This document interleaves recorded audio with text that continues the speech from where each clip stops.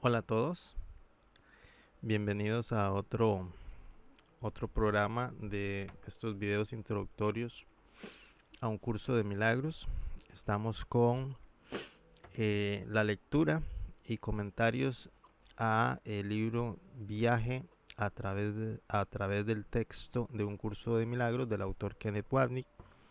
Y estábamos en la introducción, más bien en el preludio, en la parte 2 del preludio dedicado al contenido o al mensaje de un curso de milagros. Eh, hoy, hoy habíamos quedado, para hoy habíamos quedado continuar con el subtema de la mente errada. Y después de este creo que hay otros, sí, hay varios, hay más subtemas que complementan la parte introductoria que hace Don Kenneth con respecto a la forma y contenido. Y ya después de eso, pues pasaríamos al capítulo al capítulo 1, por supuesto, del texto de un curso de milagros. Pues bien, damos inicio. Mente errada. Mente errada, guión ego, separación, allegro agitato. Recordando el concepto de allegro agitato en la nomenclatura de la teoría musical, es rápido y agitado, que es la característica con la que Kenneth identifica el sistema de pensamiento del ego comparado con la terminología de la teoría musical. Dice así: el ego, la diminuta y alocada idea, y la mente dividida. Ahora dejaremos a Dios, de quien realmente no hay nada que decir. Bueno, aquí empezando con la primera frase, si quisiera comentar que, bueno, yo diría que podemos decir algo tan sencillo como que Dios es amor. Eh, como bien lo dijo Jesús, incluso reflejado así en la Biblia, en la carta, en primera, aquí lo tengo anotado, primera de Juan, capítulo 4, versículos 7 y 8. Una frase eh, que mencionó Jesús y que es completamente congruente a las enseñanzas del curso. Pero aclaramos que Dios es amor, escrito en mayúsculas, y ese amor se refiere, por supuesto, tanto en el caso del curso cuando lo dice o en el caso de la frase registrada en la Biblia sobre lo que Jesús dijo. Ese amor se refiere al amor del cielo, no al falso amor que le adjudican las religiones del mundo a Dios, ya que lo presentan como un Dios egoico, un Dios capaz de tener ese falso amor, ese tipo de falso amor, ese concepto equivocado acerca del amor, un Dios capaz de tener celos, por ejemplo cuando se nos dice que Dios es un Dios celoso, un Dios capaz de tener ira, cuando se nos dice o se nos habla acerca de la ira de Dios, un Dios vengativo, por ejemplo cuando se utiliza alguna frase que dice mía es la venganza, etcétera, y cosas por el estilo. Pero bueno, nada más para aclarar que lo que Kenneth se refiere cuando no hay nada que decir acerca de Dios es que la pedagogía del curso no se enfoca en hacer una descripción directa de no de las características de Dios, sino de la experiencia directa en el cielo, puesto que una descripción así para la mente humana sería imposible, sería insuficiente. La mente racional no puede discernir una descripción apropiada de lo que es la experiencia directa del conocimiento, la experiencia directa del cielo. Entonces a eso es lo que Don Kenneth se refiere cuando no hay nada, cuando dice que no hay nada que decir acerca de Dios. Nada más quería hacer en mi caso la aclaración de que algo tan simple y sencillo en esencia sí se puede decir como que Dios es amor, y lo que anteriormente acaba de mencionar. Pero bueno, vamos a continuar para no desviarnos más. Dice así: sin embargo, Podemos decir mucho sobre el estado que nunca ocurrió, como Jesús dice de la separación original. Abre comillas, en el tiempo esto ocurrió hace mucho. En realidad, eso, entre paréntesis, eso nunca ocurrió. Cierra comillas. Eso lo podemos encontrar en el manual para el maestro, en el punto 2, párrafo 2, frase 7 a la 8. El eso, perdón, el eso, entre comillas, es lo que luego se llama la diminuta y alocada idea. Este concepto o esta frase de la diminuta y alocada idea la encontramos en el texto, en el capítulo 27, en la sección 8, en el párrafo 6, frase 2. El eso, la diminuta y alocada idea, el pensamiento que pareció surgir dentro de la mente del Hijo de Dios, de que podría haber algo más que el Creador, algo más que el amor y la unidad.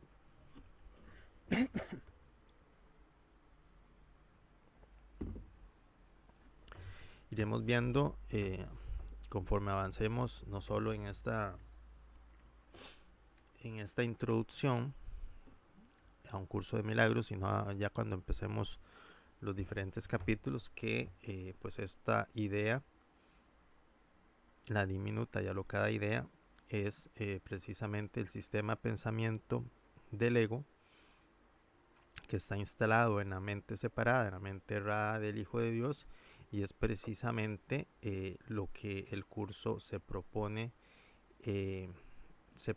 enseñar para darnos las herramientas apropiadas para tomar las decisiones correctas acerca del proceso de sanación de nuestra mente. Al fin y al cabo, es el tomador de decisiones, el Hijo de Dios, con cada decisión que toma, el que elige la sanación y la corrección de sus pensamientos o elige no hacerlo. Y esto lo vamos a ir viendo conforme avancemos y vayamos familiarizándonos con los conceptos, con las ideas, con las enseñanzas, para poder poco a poco discernir la diferencia entre un sistema de pensamiento y otro. El sistema de pensamiento equivocado, errado, el sistema de pensamiento sombrío del ego, en comparación con el sistema de pensamiento de la expiación, que es el que nos enseña, por supuesto, de principio a fin, un curso de milagros. Seguimos. Este pensamiento de que podríamos estar separados que podríamos estar separados de Dios es el comienzo del sueño. Es el comienzo de la ilusión, el comienzo de la ensoñación, de lo que los Vedas denominan Maya, la ilusión. Es una ilusión porque ¿cómo podría el perfecto Hijo de Dios, junto con su perfecto Creador, tener un pensamiento que no sea la unidad perfecta en sí misma? Esa es la pregunta del curso a la pregunta perenne.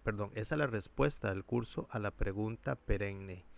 ¿Cómo pudo suceder lo imposible? La respuesta de Jesús es que nunca sucedió. Ver, por ejemplo, en el libro de texto, capítulo 4, frase segunda, párrafo primero. Ahí se dan otros ejemplos por ejemplo, en el manual para maestro, en el punto 2, frase 2. Seguimos. Incluso plantear la pregunta hace una declaración que dice que la separación sucedió y ahora exige que otros expliquen cómo sucedió. Es decir, el planteamiento de la pregunta por parte del pensamiento egoico, por parte de la sombra, por parte del sistema de pensamiento del ego, el planteamiento de la pregunta parte del supuesto equivocado de que la separación sucedió. Entonces, el planteamiento de la pregunta en sí mismo es, por así decirlo, es como una trampa que el ego siempre astutamente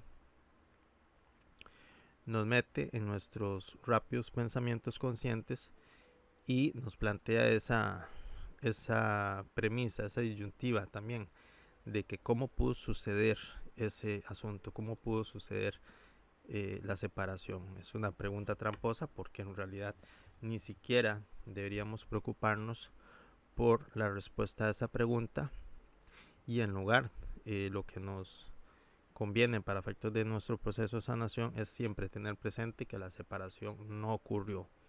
No ocurrió en el nivel espiritual, que es el universo de la realidad, que es el plano de la verdad, el plano de la realidad, el plano de experiencia del cielo, en el que todo es perfecta unidad y amor infinito. En ese plano, en el universo de la realidad, repito, la separación nunca ocurrió. Solamente en el pensamiento restringido, limitado del Hijo de Dios, el concepto de la separación se proyecta como una ilusión y específicamente como una ilusión de ensoñación. Esto lo iremos viendo conforme vayamos avanzando y familiarizándonos con los conceptos, en este caso metafísicos, de las enseñanzas del curso.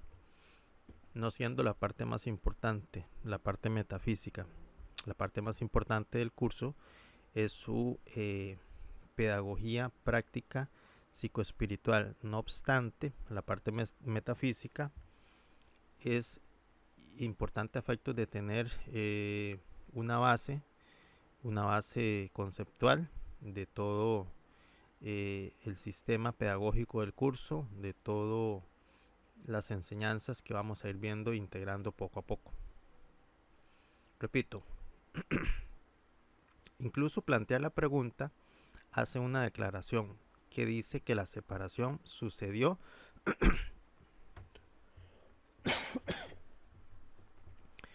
y ahora exige que otros expliquen cómo sucedió. Si uno es verdaderamente sabio, sin embargo, la pregunta no será respondida, evitando así la trampa del ego, lo que les mencioné anteriormente, que se trata de una pregunta tramposa. Solo el intento prudente de responder establece su validez. Solo el intento imprudente de responder establece su validez, porque hacemos exactamente lo que el ego / interlocutor, lo que el ego quiere. La respuesta más práctica y por ende la más sabia es y abre comillas porque se expresa una idea. ¿Por qué preocuparse porque haya sucedido algo que en realidad nunca sucedió, cuando todo lo que importa es si quieres salir del pantano de la separación? Cierra comillas. Bien, este es el propósito del curso para nosotros. Aún antes de que podamos salir del pantano, primero tenemos que reconocer la vida aquí por la miseria que es.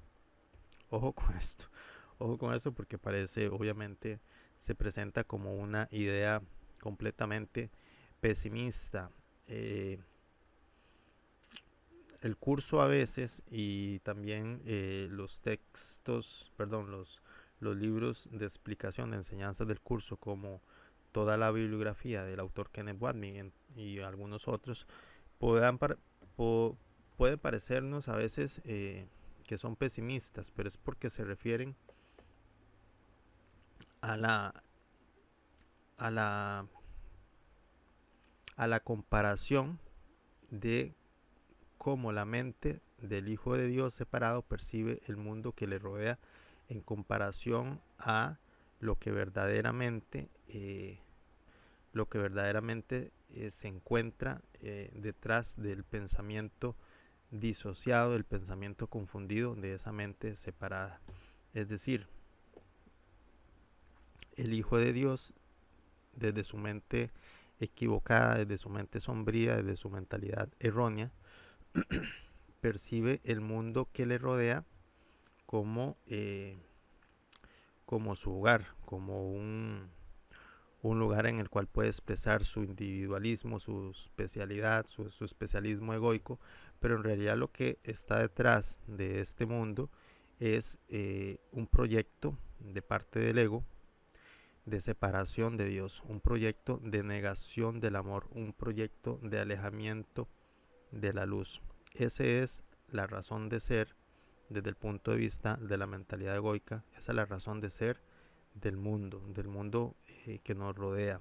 Y cuando digo mundo que nos rodea, desde el punto de vista de la pedagogía del curso se refiere no solo al planeta en el que vivimos, sino a toda la creación que llamamos universos, que llamamos cosmos, el universo fenoménico, el universo cosmogónico, por así decirlo.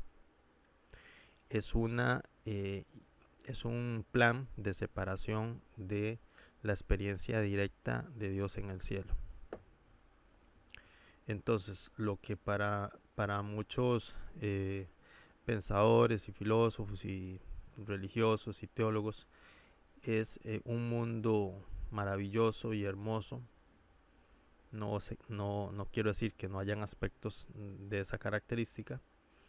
En realidad lo que hay detrás de la intención de la mente del soñador es alejarse de Dios, es separarse de Dios. Entonces cuando Don Kenneth Wapnick o en algunos segmentos del curso nos presentan estas ideas del mundo de separación, no es con una intención pesimista, sino es con una intención pedagógica para que podamos comparar lo que se encuentra detrás de la intención de crear el mundo, lo que se encuentra detrás del pensamiento egoico versus comparado con el mundo en la experiencia de la realidad, el mundo en la experiencia del conocimiento en el cielo, que es la experiencia de unidad del Padre con sus hijos, la experiencia de unidad de la fuente con la filiación. Pero bueno, vamos a seguir para no desviarnos demasiado. Este es el propósito del curso para nosotros. Aún antes de que podamos salir del pantano, primero tenemos que reconocer la vida aquí por la miseria que es. Aparente pesimismo que ya expliqué que en realidad no es pesimismo por sí mismo. Ayudarnos a lograr este reconocimiento es un objetivo principal de un curso de milagros. Todo el entrenamiento mental que nos aporta el curso, tanto en el texto como en el libro de ejercicios, apuntan a eso, a dotar a nuestra mente de las herramientas necesarias para que nuestra mente vaya identificando la realidad que se encuentra detrás del mundo tal como el ego lo percibe, tal como la mente errada lo percibe, un mundo de separación de Dios.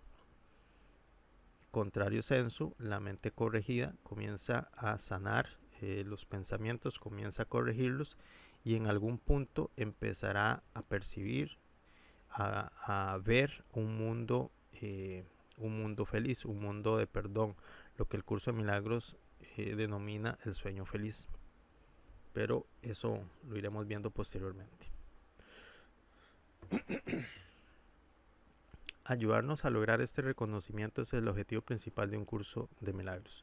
Lo que pareció ocurrir en ese instante, que nunca sucedió, realmente fue que la mente de Cristo pareció dividirse y surgió una mente que contenía el pensamiento de separación. Esto se conoce como la mente dividida, ahora separada y distinta de la mente de Dios y de Cristo. Esta mente dividida, fiel a su fuente de separación, sigue dividiéndose.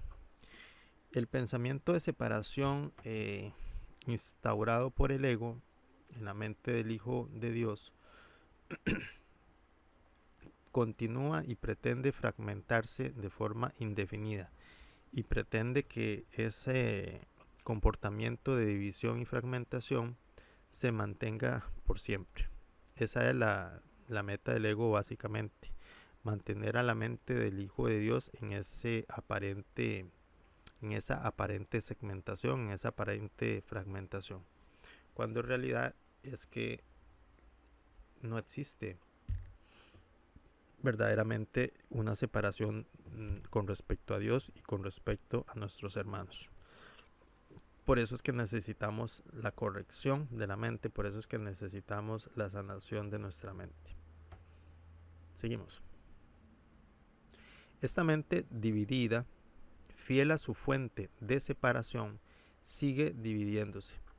Como la mente de Dios solo puede amar, entre paréntesis, el amor extiende eternamente el amor, el pensamiento de separación solo puede separarse y lo hace instantáneamente y de la manera más frenética y agitada. Dos puntos.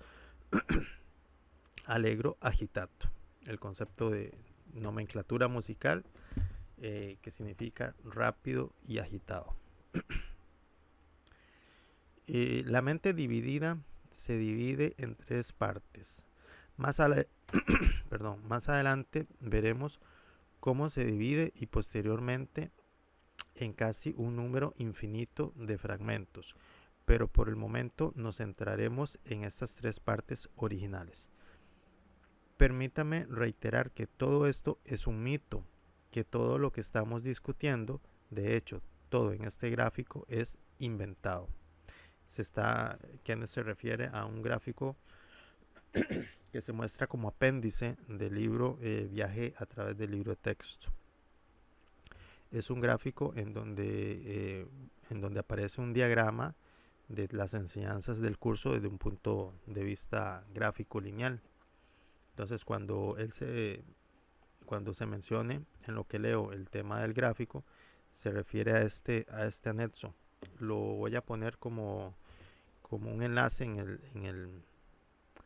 el video para que lo puedan ver. Permítame reiterar que todo esto es un mito, que todo lo que estamos discutiendo,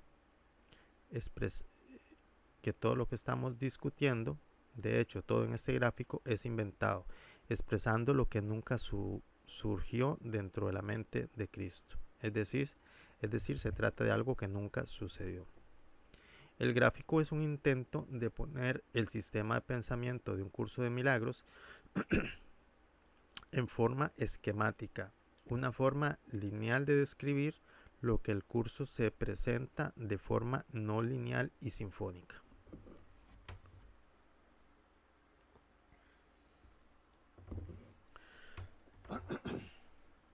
Ya hemos dicho en algún momento que las enseñanzas del curso se presentan de forma no lineal y de forma sinfónica, de acuerdo a lo que Kenneth menciona como la presentación cuasi musical de las enseñanzas del curso. Dame un segundito.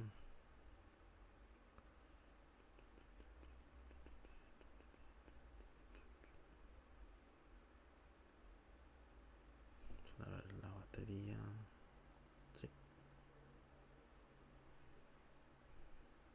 Sí, es que se me corrió aquí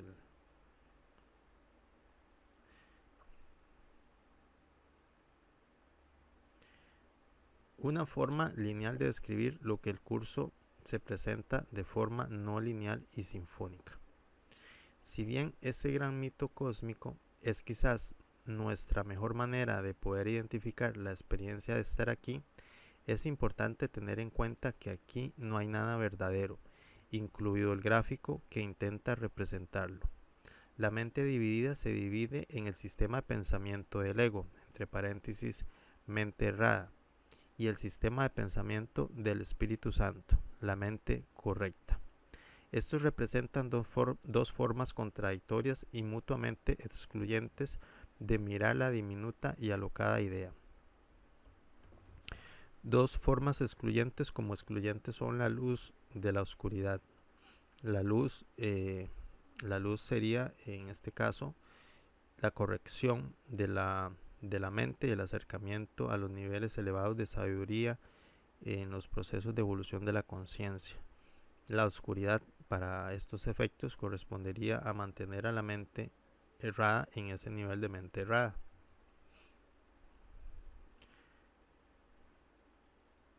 Contradictorias y mutuamente excluyentes de mirar la diminuta y alocada idea. Es importante tener en cuenta que el ego y el Espíritu Santo Son pensamientos, dos maneras diferentes de percibir, de comprender y reaccionar ante el pensamiento de separación. Como hay estos dos sistemas para elegir, inevitablemente debe haber una tercera parte de la mente dividida que elige entre ellos. Esta parte nunca se designa por un nombre específico en el curso, pero está claramente implícita en todo. Lo hemos llamado el tomador de decisiones. Es a esta parte de la mente tomadora de decisiones a la que Jesús continuamente apela y a quien se dirige. Elige de nuevo. Bien, el tomador de decisiones es lo que en otras vertientes de espiritualidad se le conoce como el soñador o también como el observador. Es básicamente el aspecto de la mente del Hijo de Dios que elige entre una opción u otra. Una opción u otra que están en la mente dividida, que cree estar en un sueño. Seguimos. Elige entre el ego y Dios, entre la crucifixión y la resurrección, entre el juicio y el perdón. Esta parte de la mente se muestra en el gráfico como el punto negro entre el ego y el Espíritu Santo. Repito, para estos efectos, ver el PDF del gráfico que menciona Kenneth, que está como apéndice del libro y que va a juntarse en la descripción del video. Cuando Jesús se refiere a nosotros en nuestro estado separado, como el Hijo de Dios, se refiere al Hijo que tiene el poder de cambiar su mente. En este contexto, entonces, el Hijo de Dios es realmente un sinónimo para el tomador de decisiones, o soñador u observador. Aprenderemos mucho más adelante en el curso que es este tomador de decisiones el que se ha quedado dormido y sueña un sueño, lo que significa que el tomador de decisiones, el Hijo de Dios, también podría ser equiparado con el soñador. Es el soñador macrocósmico y también el soñador microcósmico representado por el fragmento que en espiritualidad se le conoce como el alma. Todas las almas son fragmentos de ese soñador macrocósmico. Una vez que reconocemos el horror del sueño de separación del ego, cambiamos a nuestras mentes correctas y pedimos verlo de otra manera. El soñador se convierte en un observador, permitiendo que el tomador de decisiones elija si continuar durmiendo, si continúa en la ensoñación, o verse a sí mismo como el soñador del sueño. Es decir, identificarse como el observador del sueño, lo que implica ya un nivel de introspección mental, de elevación de conciencia mucho mayor que el simple hecho de estar desapercibido como soñador, de no tener conciencia, de no tener conexión con esa capacidad de autoobservación. Bien, la salida del sueño es que nuestros tomadores de decisiones vean lo que están soñando, esto que acabo de decir. Podríamos decir así que el tomador de decisiones es el soñador cuando sigue al ego y el observador cuando sigue al Espíritu Santo. Bien, el tomador de decisiones cuando elige al ego decide permanecer como soñador, decide permanecer bajo las reglas, bajo las leyes establecidas para mantener la ensoñación. Ese es el soñador que elige seguir siendo soñador y no cambiar esa condición en la mente. Es el equivalente a mantenerse en la separación de forma indefinida. Es el equivalente a negar la luz. Es el equivalente a negar a Dios. Es el equivalente a no despertar nunca. Es el soñador que elige la continuidad del sueño. Y luego está el tomador de decisiones cuando elige observar el sueño, cuando elige identificarse como una mente que ha estado soñando y que ahora tiene la oportunidad de elegir de forma distinta, de elegir la introspección mental de la mente, hay una redundancia, para elegir la introspección mental y así corregir cada uno de los segmentos de la mente que requiere sanación. Seguimos. El tomador de decisiones es como un juez ante quien vienen estos dos abogados opuestos, cada uno presentando su caso. Como dice un curso de milagros, el ego habla primero y siempre está equivocado. Por ejemplo, en el libro de texto, capítulo 5, sección 6, párrafo 3, frase 5. Repito,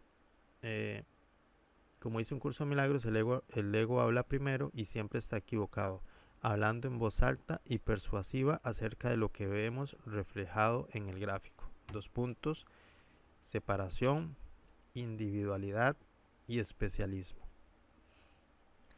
El ego presenta su caso al juez, al tomador de decisiones, y como lo haría cualquier abogado, aboga porque el juez o el jurado se pronuncie a su favor. El ego ensalza las glorias de tener una vida individual que es autónoma y libre, independientemente de ese tirano cruel y malicioso llamado Dios, en quien a nadie se le permite tener una voz disidente o libertad de expresión. Bien, para este momento, para este punto vamos a ver, esto es un relato simbólico. Esto es una alegoría o un mito de la historia de nuestra mente. Entonces Kenneth aquí está utilizando la analogía con un juicio, equiparando en este caso al ego como una de las partes en conflicto, al tomador de decisiones como un juez y al Espíritu Santo como el abogado, como la contraparte del ego. Y hace mención aquí en este relato simbólico, dice, independientemente de ese tirano, leo desde arriba. El ego ensalza las glorias de tener una vida individual que es autónoma y libre, independientemente de ese tirano cruel y malicioso llamado Dios, en quien a nadie se le permite tener una voz disidente o libertad de expresión. Para este punto, en el relato simbólico, recordemos que el ego trata de convencer, esto antes de que ocurriera la separación, el ego trata de convencer a diferentes niveles de conciencia en la mente del soñador de que Dios se había convertido en un tirano, en un Dios vengativo, en un Dios castigador, y que en algún momento vendría a castigar al soñador por la decisión del soñador de haber roto la unidad con la fuente, la unidad con Dios. Esto por supuesto es falso, pero ese fue el relato, ese fue el argumento que presentó el ego a los diferentes niveles de conciencia de la mente soñadora antes de la proyección del cosmos, antes de la proyección del universo fenoménico. Eso ocurrió en lo que se denomina el primer sueño, el sueño de la mente. Repito, esto es antes de que se proyectara el cosmos, el universo fenoménico, antes de que se proyectara una mayor fragmentación en la mente del Hijo de Dios. Este fue el argumento del ego para convencer a la conciencia disociada del hijo soñador para que aceptara ese proyecto. Y aquí Kenneth lo presenta también de una forma simbólica, en la forma de un juicio en la que Repito, el ego es una de las partes en conflicto, el tomador de decisiones es el juez y el Espíritu Santo es la contraparte. Y en ese argumento, en esa ponencia que hace el ego, muestra a Dios como un ser tiránico y castigador. Seguimos.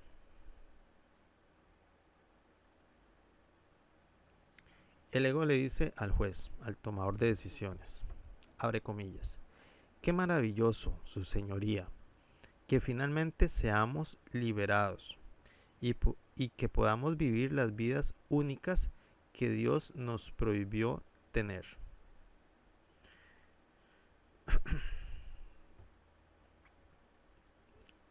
Dios no prohibió nada, por supuesto.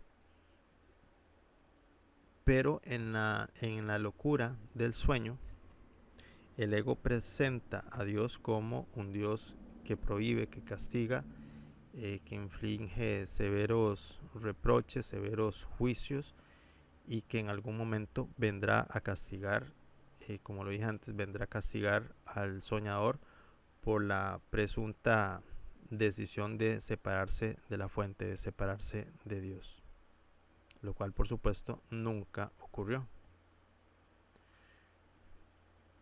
Cierra comillas. La súplica del ego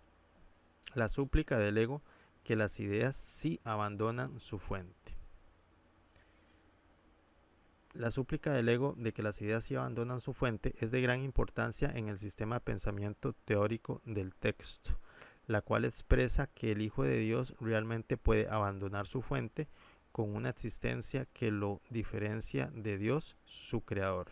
Bien, el libro de texto de un curso de milagros continuamente nos trata de explicar la locura del sistema de pensamiento del ego, que siempre trata de afirmar que la separación sí ocurrió.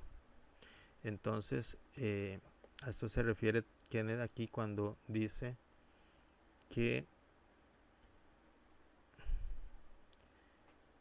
las ideas sí abandonan su fuente.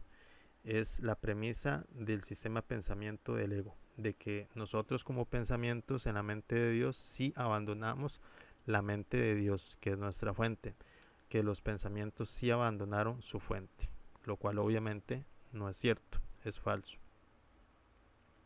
Continuamos. El ego concluye su caso.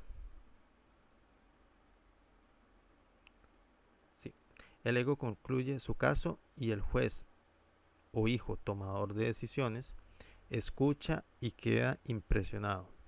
Le gusta su papel y entiende que no puede haber jueces en el cielo. Rápidamente se da cuenta, por lo tanto, que si él decide en favor del ego, continuará en su función y será especial. Pero parece ser justo, y el juez se dirige al otro abogado y le dice: es su turno, consejero. ¿Qué tiene que decir? El Espíritu Santo, haciendo eco de las palabras de Cordelia cuando se enfrentaba a la pregunta del rey Lear, no dice nada. Se está haciendo referencia al personaje de Cordelia de la obra de Shakespeare en la novela del rey Lear. No dice nada. El Espíritu Santo no dice nada. No tiene nada que decir porque también, haciendo eco del rey Lear, el amor es silencioso. El juez responde, en efecto, y le dice: habla ahora, no tendré nada de esto en mi sala. El ego ha hecho un caso muy persuasivo y ahora tú tienes el deber de hablar. El Espíritu Santo, por otra parte, sonríe gentilmente y continúa sin decir nada. En otras palabras, él es lo que el texto luego describe como el espíritu perfecto de no oposición. El amor no se opone a nada. El juez vuelve al ego, quien le promete: elígeme y tendrás todo el poder. El ego le dice al juez: elígeme y tendrás todo el poder que Dios te negó. El aparente y falso poder del especialismo egoico, que pretende la negación de Dios, que pretende el alejamiento del amor de Dios. Elígeme y tendrás todo el poder que Dios te negó. Sin embargo, este poder de fuerza y especialismo individual desaparecerá si tomas la decisión equivocada. El ego diciéndole al tomador de decisiones que si elige al Espíritu Santo, a la parte equivocada según él, ese aparente poder de especialismo e individuación desaparecerá. Nuevamente, dado que el verdadero poder del amor no se opone, el Espíritu Santo simplemente sonríe y dice: no tengo nada que decir, su señoría. Su dulzura suave y tranquila contiene el poder de la expiación, cuyo principio subyacente es que las ideas no abandonan su fuente. La idea de que una parte de Dios, una idea en su mente amorosa, podría arrancarse y tener una existencia independiente de su fuente es sencillamente imposible. Incluso el responder a esto le daría aparente validez. La verdad es que la separación nunca sucedió, lo cual es la expiación y la base de la respuesta silenciosa del Espíritu Santo. Repito, la verdad es que la separación nunca sucedió, lo cual es la expiación y la base de la respuesta silenciosa del Espíritu Santo.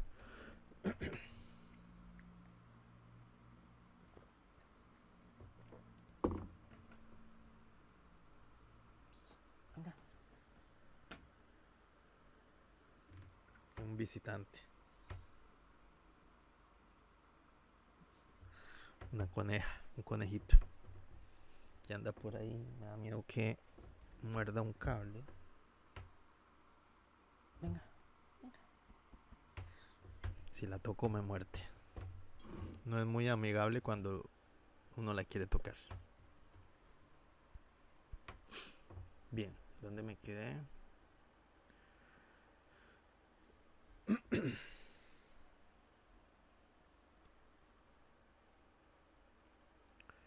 Ok, repito. La verdad es que la separación nunca sucedió, lo cual es la expiación y la base de la respuesta silenciosa del Espíritu Santo. El juez tomador de decisiones, enamorado de su ser separado, de su concepto de ser separado o su creencia de ser separado, se aleja del Espíritu Santo y otorga el veredicto de no culpable al ego. Y de esta manera nace su sistema de pensamiento de separación. El Espíritu Santo desaparece de nuestra conciencia, aunque permanece presente en nuestras mentes divididas, aunque oculto. Bien, no es que el Espíritu Santo desaparece de la mente, sino que desaparece desde nuestro punto de vista, desde el punto de vista de mente errada, de mentalidad sombría, desaparece de nuestro campo de visión perceptual, desaparece de nuestra visión mental porque lo hemos relegado. Hemos puesto una pared, una muralla que nos impide verlos. Hemos puesto un manto de olvido compuesto por disociación, compuesto por confusión, compuesto por negación y proyección, que nos impide a nuestro enfoque consciente mental ver el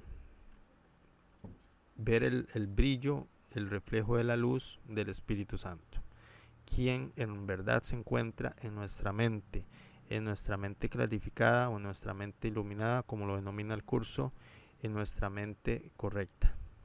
La parte de nuestra mente que aún es perfectamente capaz de reflejar la luz del reflejo del amor de Dios, donde el Espíritu Santo brilla con toda su fuerza y con todo su esplendor, recordándonos con ese brillo y con su voz suave y amorosa que necesitamos despertar.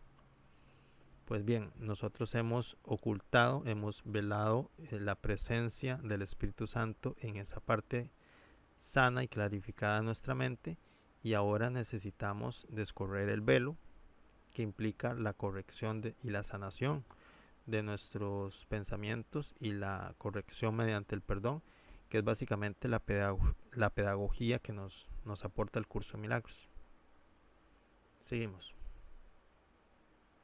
El curso explica que la conciencia fue la primera división que se introdujo en la mente después de la separación. Como ejemplo podemos ver en el libro texto, en el capítulo 3, sección 4, frase 2, párrafo 2, frase primera. Repito, el curso explica que la conciencia fue la primera división que se introdujo en la mente después de la separación y es idéntica a la mente dividida. Es decir, todos los niveles de conciencia en los que se asuma o se crea que la separación ha tenido lugar, de que la separación fue real, todo eso corresponde a la mente dividida, y concretamente dentro de la mente dividida a la mente equivocada, a la mente sombría o mente errónea. Seguimos. Nos hacemos conscientes de algo. Nos hacemos conscientes de algo, un estado dualista que no existe en el cielo, por lo que el Hijo de Dios es consciente del ego y ha enterrado toda conciencia del Espíritu Santo. Lo que les mencionaba anteriormente, que hemos puesto una barrera que obstaculiza nuestra visión, nuestro reconocimiento de la presencia del Espíritu Santo en nuestra mente clarificada. El velo del olvido, que menciona el curso en algunas ocasiones. Es importante tener en cuenta que una vez que el ego ha sido elegido por el tomador de decisiones, la creencia del Hijo en él le da al ego su aparente poder.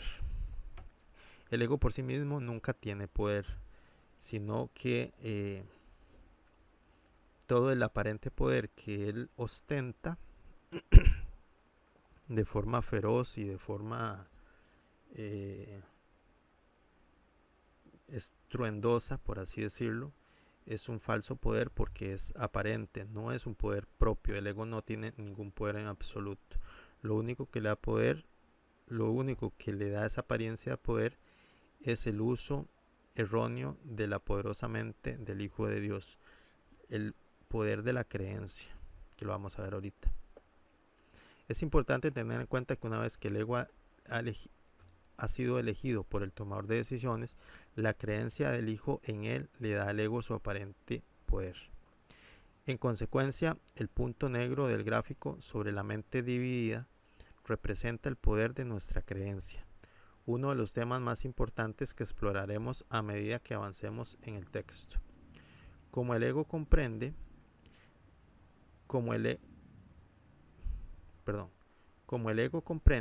ya que no es tonto, que el poder de la mente del Hijo para elegir es su fuente, debe su existencia no al pensamiento de separación, sino a la creencia del Hijo de Dios en la separación. La distinción es crucial, ya que el ego no puede deber su existencia a una separación que no existe, sino al poder de la mente del Hijo para creer en la ilusión. Lo que les decía anteriormente, el aparente poder del ego radica en la creencia del Hijo de Dios de que la separación ocurrió, lo cual no es cierto. Es una creencia errónea, es una creencia albergada en la mente sombría del Hijo de Dios, de la mente del soñador, y esa creencia es la que le da el aparente poder que el ego siempre ostenta.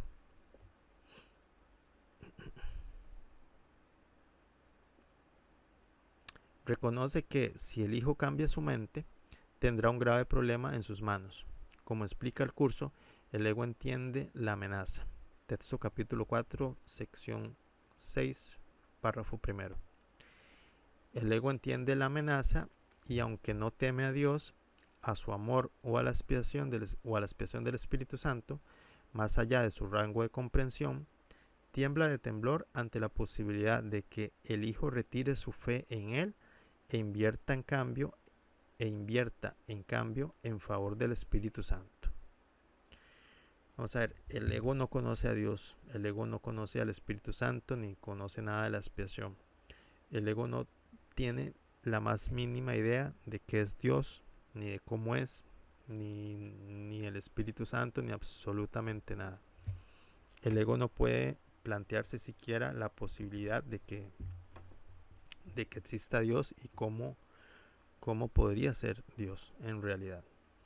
Pero lo que el ego sí teme absolutamente, lo que le da terror, pánico y pavor, es la sola idea de que la mente del Hijo de Dios, la mente del soñador, pueda cambiar.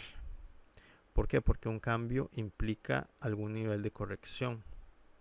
Entonces el ego hará siempre todo lo posible para que la mente sombría, la mente errada, se mantenga como tal, nunca cambie en favor de la corrección, nunca cambie en favor del esclarecimiento de los pensamientos, de la sanación de los pensamientos. El ego quiere mantener el status quo de separación y de mente sombría, de mente errada. Y a eso se refiere este párrafo que acabo de leer. Esto causaría la inminente desaparición del ego, ya que se disolvería nuevamente. Esto causaría la inminente desaparición del ego, ya que se disolvería nuevamente en la nada de donde provino. Canto de la oración, punto 4, párrafo 4, frase 5. Bien, hasta aquí el tema de la mente errada. El siguiente punto que veremos en el próximo video, Dios mediante, es el subtema del preludio denominado pecado, culpa y miedo. Los conceptos de pecado, culpa y miedo. Los veremos, Dios mediante, en el próximo video, ya que es un poco extenso junto con otros subtemas que vienen posteriormente, y ya vamos ya casi para 1 hora y necesito descansar la voz. Muy agradecido de que me hayan acompañado para abordar este importante tema. Recuerden por favor colaborar con el canal dándole like al video, compartiendo el video, suscribiéndose por favor si no lo han hecho, activar la campanita de notificaciones, hacer sus comentarios, y muy agradecido y nos vemos hasta la próxima. Chao.